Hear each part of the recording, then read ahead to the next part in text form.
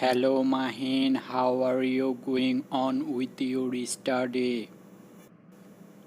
I am doing quite well in all subjects except English. English is an international language. We all should be knowledgeable in English. You are excellent in English. Would you please give me some practical hints how to learn English correctly and use it properly? In order to have good command over English, you are to learn rules of grammar and enrich your vocabulary.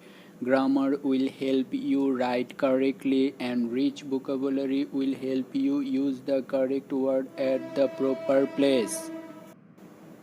How can I develop my power of conversation?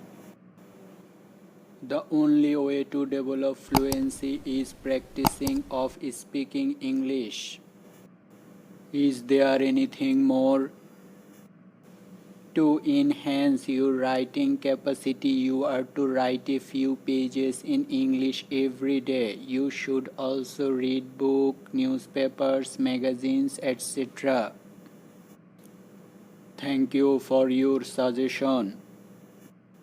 You are most welcome.